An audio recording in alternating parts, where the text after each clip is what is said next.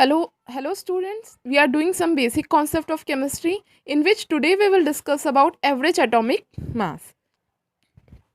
Do you know what atomic mass is? है ना? Atomic mass हमने already 8, 9, 10th में atomic mass के बारे में लर्न किया है, atomic mass पढ़े हैं पीरियोडिक टेबल में, ठीक है. लेकिन वो जो atomic mass आपने लर्न किया एक्चुअली वो atomic mass नहीं थे, वो थे average atomic mass.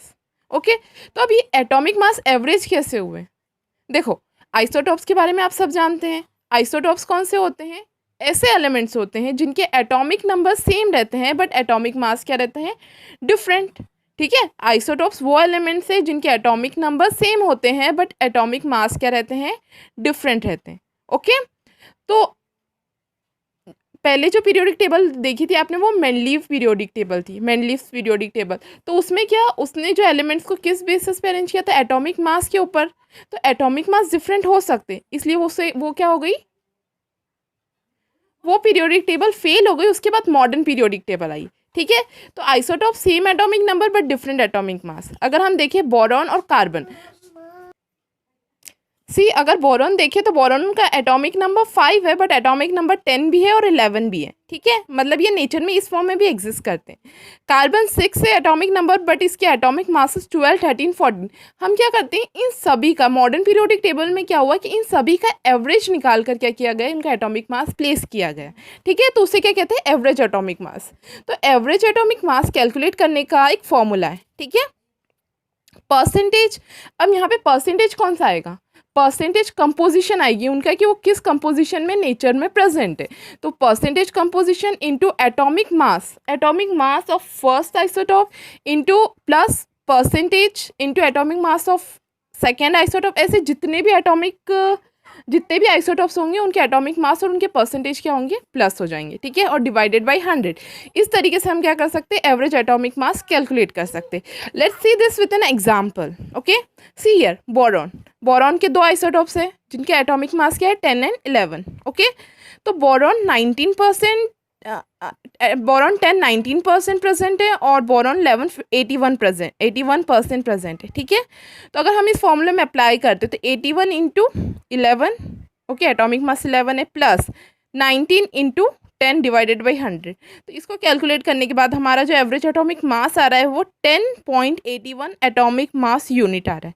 ठीक है, तो इस तरीके से आपको क्या करना है? किसी भी आइसोटॉप्स के क्या करने हैं? एवरेज एटॉमिक मास कैलकुलेट करने. Okay, next is molecular mass. ठीक है, मॉलिक्यूलर मास बताने की जरूरत नहीं है. मॉलिक्यूलर मास क्या होता है? Sum of mass of all the atoms which are present in a molecule. किसी भी मॉलिक्यूल्स में जितने भी नंबर ऑफ एटम्स प्रेजेंट है उनका सम क्या होता है? मॉलिक्यूलर मास होता है. और मॉलिक्यूलर मास आपको कैलकुलेट करना भी बता रखा है. ठीक है, फिर भी देख लेते हैं.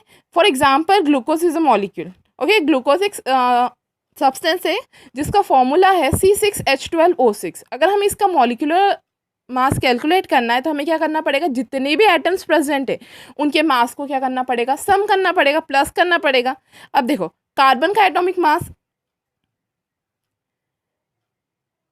12 होता है और 6 एलिमेंट्स प्रेजेंट है इसलिए इंटू 6. ठीक है, प्लस हाइड्रोजन का एटॉमिक मास 1 होता है, 12 हाइड्रोजन प्रेजेंट है इसलिए इंटू 12. नेक्स्ट ऑक्सीजन का एटॉमिक मास 12 होता है और वो 6 elements of oxygen are present, 6 atoms present, तो उसको क्या? इंटू 6. तो जब हमने इसको सॉल्व किया तो 180 आ रहा है हमारा, 180 एटॉमिक मास यूनिट. ये क्या हुआ? हमारा मॉलिक्यूलर मास. क्या है? Sum of mass of all the atoms present in a molecule. इस मॉलिक्यूल में जितने नंबर ऑफ एटम्स प्रेजेंट हैं उनके मास का जो सम होगा वो क्या कहलाएगा? Molecular mass. Okay, next is formula mass.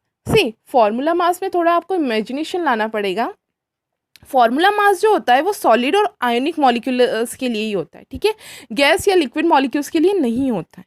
ठीक है, अब ये सॉलिड के लिए क्यों होता है? फॉर एग्जांपल देखो, यहाँ पे एक 3D स्ट्रक्चर बना रखा है, जैसे कि ये एक सॉलिड सब्सटेंस है. ठीक है, इसमें इस तरीके से मॉलिक्यूल्स अरेंज्ड है. ठीक है, ये तो 2 डायमेंशनल हो. अगर हम 3 डायमेंशनल की बात करें तो ये इस तरीके से दिखेगा हमें.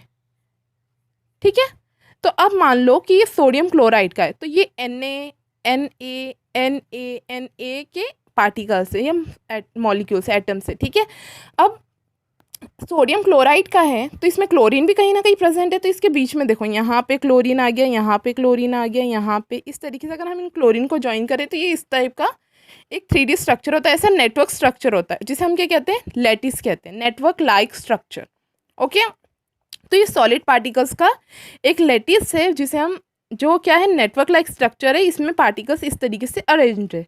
ठीक है, सोडियम के, सोडियम क्लोराइड के। ठीक है, अगर हम बात करें तो सोडियम क्लोराइड, सोडियम इस क्लोरीन के साथ जुड़ा हुआ है या इस क्लोरीन के साथ जुड़ा हुआ, पता नहीं, हम बता नहीं सकते। ये वाला सोडियम इस क्लोरीन के साथ जुड़ा हुआ है या इस क्लोरीन के साथ जुड़ा हुआ है, मतलब इसका, ये सोडियम इस क्लोरीन का है या इस क्लोरीन का है, हम ये बता नहीं सकते। ठीक है, इसलिए हम क्या करते हैं, इसका फॉर्मूला, इसके जो मॉलिक्यूलर फॉर्मूला होता है उसका मास कैलकुलेट करते हैं। सी, वो जो 3D स्ट्रक्चर होगा सॉलिड का, उसके मॉलिक्यूलर फॉर्मूला जो होगा, उस मॉलिक्यूलर फॉर्मूला का हम मास कैलकुलेट करेंगे। ठीक है, तो फॉर्मूला मास क्या हुआ, sum of mass of molecular formula of a solid, किसी भी मॉलिक्यूलर फॉर्मूला के मास के सम, मास का सम है ना, किसी भी सॉलिड का जो मॉलिक्यूलर फॉर्मूला होगा उसके जो, उसके मास का जो सम होगा वो क्या कहलाएगा, फॉर्मूला मास।